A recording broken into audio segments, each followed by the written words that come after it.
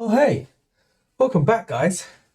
So, let's talk about 4 things to avoid.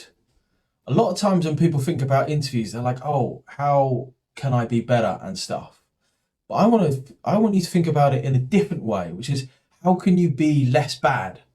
This is actually called inversion, which is to invert or to sort of flip over the way that we think about something. So, like, I inverted the glue. And there are 4 things that we want to think about. And if you can't remember, you can just use the really easy to remember acronym, SUPRDS. Say it with me, SUPRDS. So, what are the 4 things that I kind of see people getting really hung up on, or 4 things that we can avoid? And just by avoiding or being less bad at these things, we can be better at interviews. Well, the first one is scripts. So what happens is someone will come along and say, oh, but I've done all these scripts, and somebody will send me pages and pages and pages, 20, 30, 40 pages of script.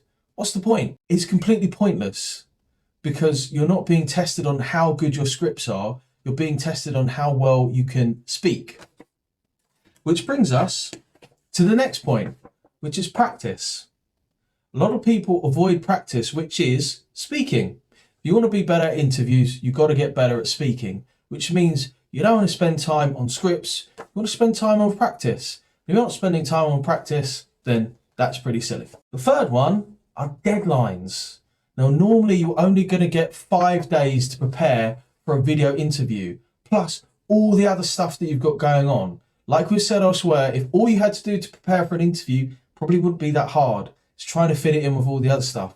By deadlines, we mean how long are you going to take to research the company and the role? How long are you going to take to prepare for the questions, to practice the questions? When are you going to do that stuff? Deadlines also works in with diarising. I don't know about you, but for me, if I don't put it in my diary, it's not going to get done, much like doing this course. And finally, shortcuts. So part of the reason why you're watching these videos and taking this course is because you want a shortcut. You want to know how to do stuff good in a shorter time than it took me to learn it, which is fine.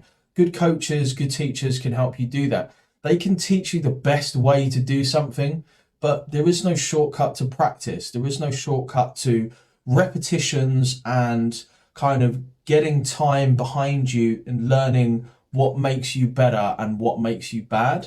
So those are the 4 things to remember, or 4 things to avoid. And remember, SUPRDS.